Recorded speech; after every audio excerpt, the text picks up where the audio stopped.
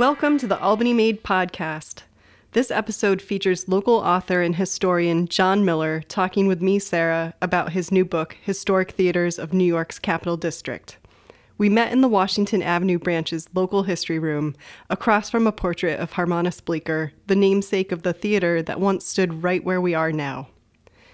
John will be discussing his book and research here in the local history room again on Sunday, September 16th at 2 p.m., when you'll get a chance to ask him your questions and purchase a signed copy of the book. I'm here today with John Miller, writer of Historic Theaters of New York's Capital District. Welcome. Thank you. Thank you for having me. Yeah, thanks for coming. We're going to talk about your book. We're going to talk about how you came about writing your book, and we want to know about theaters. I think especially in Albany, since we are the Albany Made podcast, you do cover Troy and Schenectady. But today, if you don't mind, we want to focus on the theaters of Albany, particularly because right now we are sitting on the site of the former Harmonist Bleeker Hall, which is a theater that you write about in your book a little bit, which we'll get to later. Awesome. How did you get started doing this? Oh, goodness. So I did my master's in history and at SUNY Albany. And sometimes people who go for their master's either absolutely hate it or kind of love the punishment of researching and writing. And I was one of the latter people. So after I graduated, there was a period of time that went by, like a few years, I believe, where I didn't do any research or writing, and I was kind of missing it. So I got on social media and just sort of vented my frustration of not having anything to research or write. And I had a friend who had written for Arcadia Publishing in the past with her father, and she suggested, oh, hey, I know some people from when I wrote this book with my father on, I think it was golf clubs or something in Denver, Colorado. And I was like, sure, might as well give this a shot. And so the ball got rolling, and I thought, well, I'm going to need a subject to write on. Okay. I've never actually written any local history before, ever. I wrote my master's thesis on the Public Opinion and Sociological Research Division of SCAP during the occupation of Japan from the 1940s to 50s. So a pretty far cry from writing on Capital District theaters. So it was a challenge. So from there, I had to find a subject, and I just so happened to go to Proctor's Theater while this was occurring, and they had a display there on F.F. Proctor, complete with him flexing his muscles when he was Fred Levantine. And I thought, this theaters could be a great idea. I love theaters. Ever since I've been a kid, they fascinated me. And I thought, well, how expansive a subject can this be? And it turns out there's a lot of material to research and go over. So it was a challenge. Did you grow up here in Albany? I grew up in Schenectady, so a lot of the coverage of Schenectady definitely clicked more bells in my brain than anywhere else. I say grew up in Schenectady. Anybody who grows up around Schenectady says they grew up in Schenectady. I grew up in Rotterdam, New York. So yeah, I was a bit more closer to home to Schenectady than anywhere else. Was there a point in your education, like growing up in Schenectady or studying history, where something about the local history of the Capital District like sparked your interest? Oh, definitely. When you grow up around Schenectady, I think it kind of gets ingrained, if you're a history nerd like myself, about the burning of Schenectady during the French and Indian War. That really clicks off some stuff and piques your interest. At least it piqued my interest in local history, just knowing that our history that we have around here is just so rich and deep compared to a lot of other towns and cities in the country. Not to disparage any other towns or cities in the country, but I think the vastness and just the difference in every time period is just so significant. And there's really so much to discover and really get involved in. But so yeah, that is really what first piqued my interest when I was a kid. Just driving into Schenectady and seeing the sign with Schenectady in flames, "Welcome to Schenectady," which was just kind of bizarre. So that kind of piqued my imagination. So let's start at the beginning. There seemed to be a lot of resistance towards theaters popping up around Albany in the 19th century. Can you talk about that a little bit? Yes. So the way it started was, if you believe the stories, I mean, I do, obviously, because there are multiple sources that said as much, but it sounds rather fantastical that a couple British soldiers put on performances in a barn before the Revolutionary War, which really started piquing the interest of locals. And of course, since these are also British soldiers, I imagine it also really turned a lot of people off to the idea of theater, in addition to the religious factors of folks in the community just thinking it's sinful. So there's that initial sort of puritanical resistance to theater as an avenue to sin. However, the interest was there in the community, just because the forms of entertainment were rather limited. And when you're an urban area growing, you get a larger population of people that want to find entertainment somewhere. They're not going to be content just sitting home reading. They want to go out and just view different forms of art. So after that, there would be troops that would travel around the area, and a troupe from New York City came up and I believe put on performances in the old Albany Hospital in a corner room. And that also was very popular. I think they only played a few days out of the week on like really odd days, like Mondays and Wednesdays or something like that. I could be wrong there. So that just kept the little fire going a little bit longer until I believe in around the 18 teens was the Green Street Theater was built. And there was a lot of resistance to that, not only just because of theological beliefs, but also theaters, even at this point, had a reputation of burning down. I think before the Green Street Theater, there was a theater in Virginia that burned down, and I think about 14 people died. And for that to travel up to New York and was pretty significant, and the thought was there. However, the desire to have theater in Albany outweighed any idea of, buildings or the entire city burning down, apparently. And as you'd see reading the book, that fear was definitely well-founded, as the vast majority of theaters that were built in the Capital District ended up burning down at some point. I definitely want to talk more about that, but I think one of the things that struck me about the book, and I should have known better, but when you think about early theater, I immediately go to some kind of highbrow kind of performance, but it was really lowest common denominator kind of stuff happening, including some sideshow stuff, which was completely new information for me. So what were some of your favorite events or most interesting events that you read about that happened in some of these early theaters? The things that when doing the research, you come across a lot of plays and musicals that you just never heard of before. But I think the things that really piqued my interest are the more well-known acts that would come into the area. So one of the things I found very interesting was Annie Oakley coming to, I believe it was the Leland Opera House, and shooting clay pipes out of a gentleman's mouth who would be sitting on stage, and she'd be shooting from the audience. I can't imagine anything like that being performed today, and I can only imagine the visceral thrill of what that must have been like. Also, I believe Charlie Chaplin came to the area before he was Charlie Chaplin, doing a performance of, I think it was a Gentleman in English Theater or something, I believe it was called. So it's stuff like that that really, really interested me.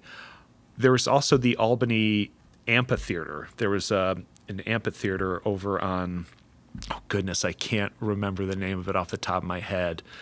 But it was an outdoor theater that, of course, ended up burning down. And the idea of a huge outdoor amphitheater in Albany really, really interested me. And I just wish something like that still existed. So why did all these theaters burn?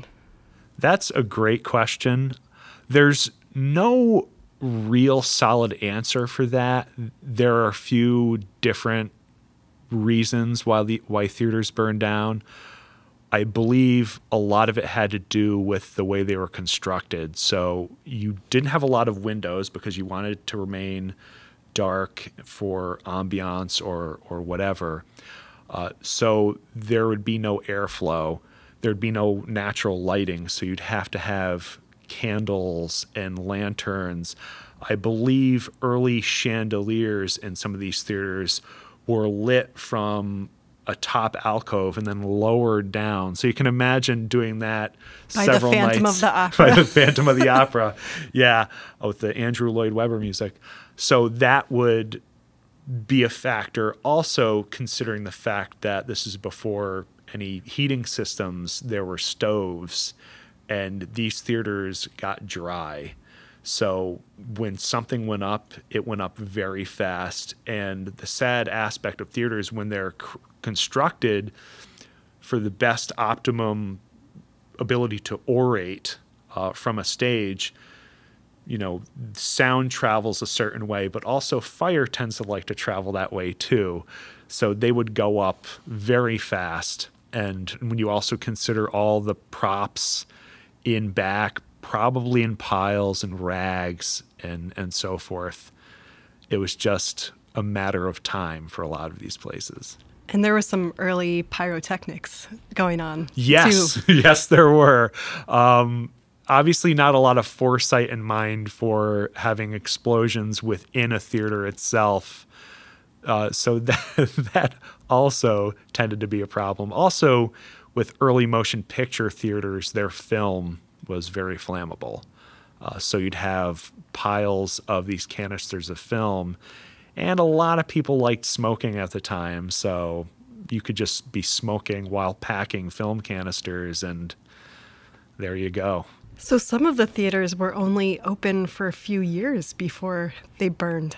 Oh, goodness. Yes. So one of the things that was a challenge with this book, and one of my learning experiences from it, was scope. When I started research, I thought, well, how many theaters could there have been? Which was probably the most foolish things for me to say to myself. So there were a lot. And there were some theaters that had multiple names over the course of their lifespan. So you had the Leland Theater, which was the Leland Opera House, which before that, I believe, was something called the Academy of Music, which was before that Trimble Opera House, and then before that was the Pearl Street Theater, I believe. I mix up the Green Street Theater and the Pearl Street Theater sometimes. So you'd have that, and yes, you'd have theaters. I'm trying to remember any really brief theaters in Albany. I can think of a bunch of them in Schenectady, but Albany had more of a reputation of creating a theater and hanging on to it than most other areas in the Capital District. Green was a theater and then a church, right? So Yes. It was only a theater for a couple of years? Yes, it was a theater for a couple of years. Then it became, I think, the Albany Presbyterian Church. Then it stopped being a church, and then it was a theater again. And that's happened a couple times, actually. There was down in the Clinton Square Theater, before it became the Clinton Square Theater for a few years, was another church. And there's a nice picture of that in the book. And then after that, the theater was torn down, and the White Tower Burgers, which became the QE2 and the Fuse Box before it was moved from downtown to Central Ave, was in that same area. So it's a very interesting history of just that one little spot among all these theaters.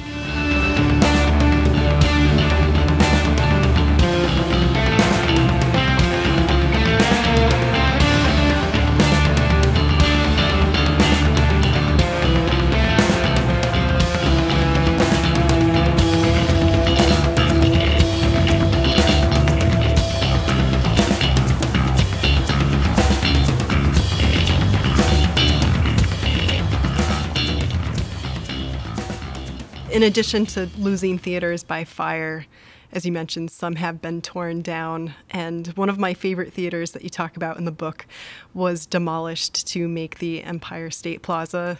And a few years ago, we had a walking tour where we sort of walked around some of the neighborhoods that had been affected by that construction. Oh, yes. Which theater are you? Because there was actually a couple. There was, I believe it was the Eagle Theater, which had a really great marquee. It was sort of definitely a marquee of the time. It was sort of Art Deco, and it was attached to an armory type castle building. Yes, that's what I'm talking about, the castle. Yeah, when I came across that, I had no clue that existed. And when I came across that picture, which led me down to read a little more about it, is the coolest looking thing imaginable. I mean, the marquee just looked like something that you'd find in like Dick Tracy or something like that.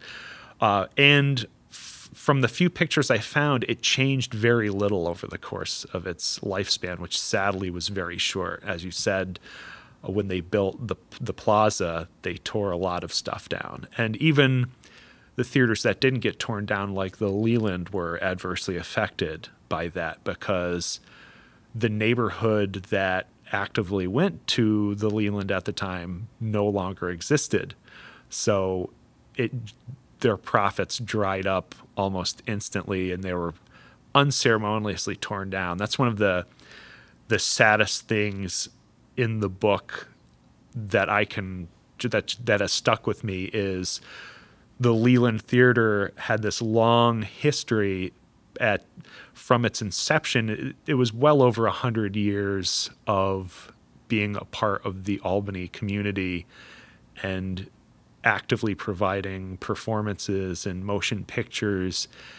And I believe it was the Fabian Corporation who owned it at the end. And they just, the quote from the president, I believe, was just that, the Leland Theater just hasn't been turning a profit, so we're gonna tear it down and sell it for commercial purposes. That was the extent. When you consider the pomp and circumstance that any theater had when it was opening in the 19th century or early 20th century, it's kind of depressing to realize how rather nondescript an end some of these theaters had, even if they didn't burn down. But from that, we got the egg. That's true. We did get the egg. So that was cool, at least. That was a bone that was thrown to us, I suppose. And really one of the most unusual theaters you could find really anywhere in the world, I think. Not many theaters inspire songs by They Might Be Giants, so that's something to check off in the positives category there. We just jumped through a lot of years there. One thing I really wanted to ask was, what theater would you have liked to have visited in its goodness. heyday? And you include Schenectady and Troy, too, in your response here. Oh, wow. Well, I think one of the saddest situations is just Proctor's Theater in Troy. Because if you see pictures or if you've seen its interior, I sadly have not been inside it. It's really beautiful, and it's just not being utilized. It's there. I believe they modernized the marquee. They're going to do something with it eventually, but I think they've been saying that for the past 20 years. So that theater is definitely one of my top, but there's so many. I would have loved to have gone to Harmonist Bleeker Hall just to see what it was like inside. Harmonist Bleeker Hall was also one of the most unusual theaters, just because if you want to know what the Harmonist Bleeker Hall looked like, just look at the Albany, the Armory next door to the library, and you get a general idea of what that looked like. It was a castle, and it sat almost 2,000 people inside. And I have a little anecdote in the book about a performance. I believe it was a film. I wish I could remember off the top of my head, where an Albany police officer was trampled by a rushing mob of women to see some movie. So the expansiveness of Harmonist Bleeker Hall can't be understated. So I would have loved to have seen that. There's really so many I wish still existed. And the amphitheater, which I mentioned before, would have been really nice. How about you? Is there any theaters you wish you could have visited that no longer exist? I would have to say Harmonist Bleeker Hall, just because I'm here in this building at least 5 days a week, and it's kind of legendary, especially considering that. So our auditorium, which is on the first floor, is named after Harmonist Bleeker, which was part of the story that you told, how the name couldn't be changed. Oh, yeah. They were very militant about that. It's kind of funny to think about how, so in his will, he had a certain amount of money that he wanted to go to the Albany community. And from what you read in the book, his statement in the will is very vague. It could have gone to anything. So they decided on this spot to build what became Harmonist Bleeker Hall. And they were very stringent about anybody changing the name. So you had H.R. Jacobs, who at one point was F.F. Proctor's partner and rival.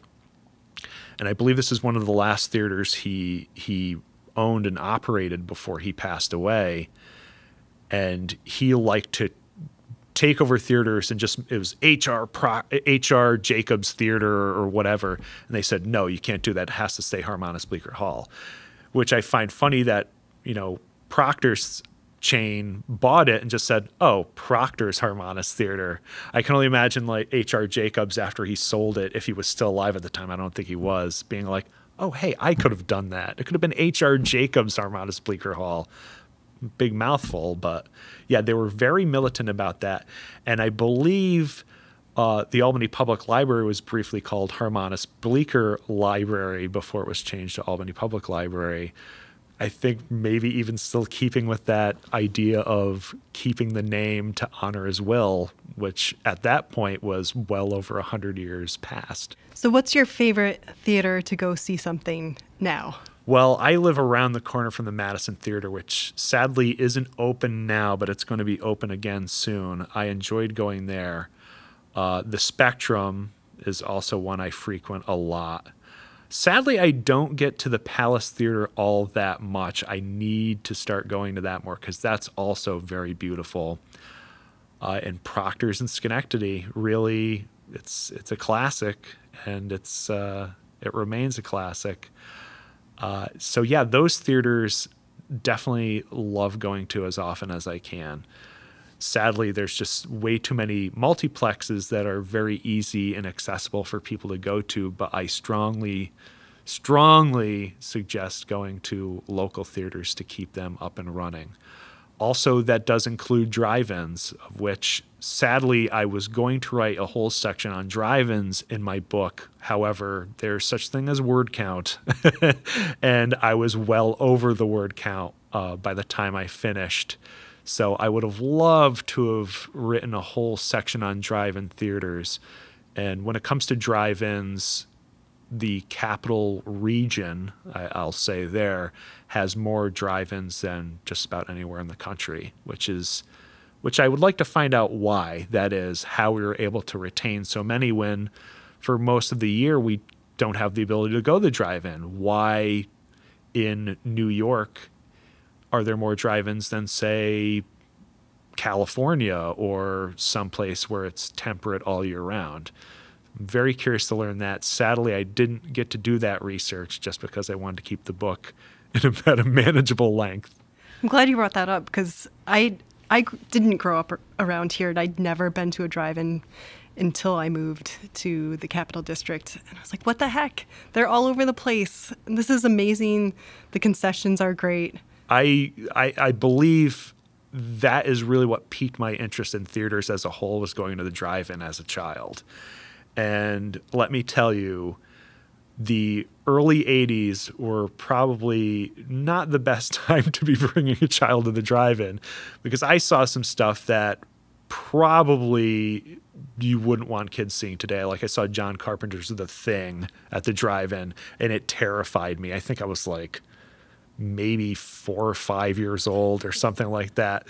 So could be potentially traumatizing to a child. Thankfully, it just made me into somebody who would write about theaters about 30-something years later. I'll be somewhat vague. So I want to give you a chance to let our listeners know where they can find your book. You can find Historic Theaters of New York's Capital District on Amazon.com. You can also go to Arcadia Publishing's website.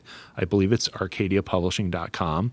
You can also, I strongly suggest, visit local bookstores like the Book House in Stuyvesant Plaza, Market Block Books in Troy, and Open Door Bookstore in Schenectady. Also, just about any bookstore, hopefully in the area, or check out your local library. Thank you. No problem. And check out a book.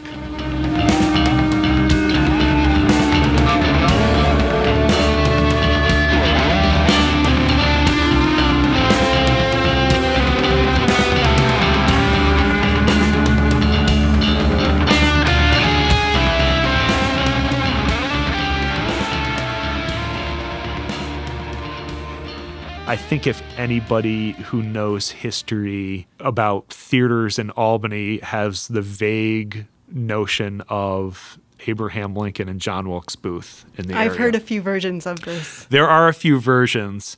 The sadly untrue version is that Abraham Lincoln saw John Wilkes perform while he was in town. Sadly, that's not the case. I think Lincoln was just in town for the day, visiting a friend, but it did happen to coincide with John Wilkes Booth being in Albany performing at the Gaiety Theater.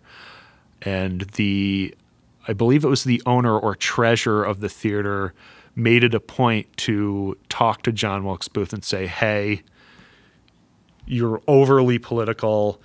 Abraham Lincoln's in town. We don't want any of your political nonsense. And of course, John Wilkes Booth, made a scene and didn't like being told that he couldn't say whatever the heck he wanted to. And it just so happened that during that week or month, while he was performing, he was practicing a knife fight for one of his performances, and he was accidentally stabbed in the arm.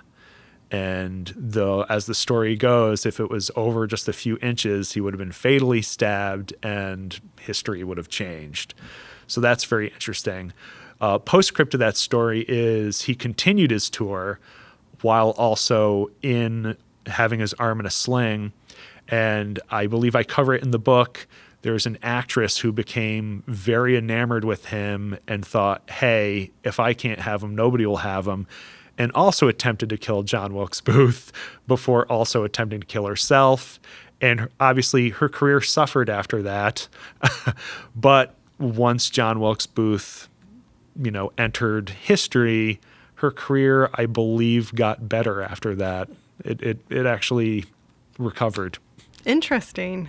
I didn't know that part of the story. I remember reading the first part in the book. Yeah, I'm not sure if I got to put that in there. I feel like I did. Sometimes you research stuff and you think, oh, that's very interesting. That would be great in the book. And then it just doesn't find a way in there just because, okay, I've got to stick with what I'm writing, the point of this. There was another interesting thing. I also utilized like ancestry sites for some of my research to find out, okay, so I had Charles Benedict in Schenectady, who owned and operated the Van Curler Opera House. And I want to find out more about what happened to him and his family. And so just looking him up in Ancestry or the Proctors up in Ancestry, I discovered that there may have been a marriage between the Benedict family and the Proctor family, but I couldn't really say for sure. And I thought this is very interesting, but it probably has no place in my book. So I also encourage any readers, if there's anything in the book any thread you want to follow, feel free to follow it and research and do your own writing, and I'd love to read it. So if not drive-in theaters, what's next? Oh, goodness. There are so many interesting possibilities. One of the top possibilities, but I'm not sure how much information I can find on it, is there's a woman I cover in the book very briefly named Agnes Barry. And at the turn of the century, the late 19th century, she was a burlesque owner and proprietor. And at that point, she owned and operated 3 different theaters in the Capital District, burlesque theaters. There was one here in Albany, there was one in Schenectady, and one in Troy, all at the same time. And she just sounds like a very interesting character, and I'd love to learn more about her. And you really don't hear about women during the Victorian era owning and operating not only theaters, but burlesque houses. So I feel like there's so much there that's very interesting to find out. I'd love to learn more about that. And also there was the person who ran against Charles Benedict for mayor in Schenectady, who was a socialist reverend who, shockingly won the mayoral victory. And just finding out more about Schenectady's first and only socialist mayor, which sounds also interesting. So there's so many different threads I'd like to follow from this book. I'm not entirely sure which one is going to get the honor yet. We invite you to come use the resources here that we have in the local history collection. As you can see, we have clippings, we have photos, we have unique texts, and we're open to the public, a limited number of hours, and then also by appointment. Thank you again for speaking with us, and please check out Historic Theaters of New York's Capital District by John Miller. John, thank you. Thank you very much. Once again, thank you to John Miller for taking time out of his busy day to talk with us. Please visit the local history room to learn more about Albany's history. Check out our website, www.albanypubliclibrary.org, for more information. Did I forget to ask John something important? I'm sure I did. Ask John your questions on Sunday, September 16th at 2 p.m. in the local history room at the Washington Avenue branch. Copies of his book will be available to purchase and for him to sign at that time.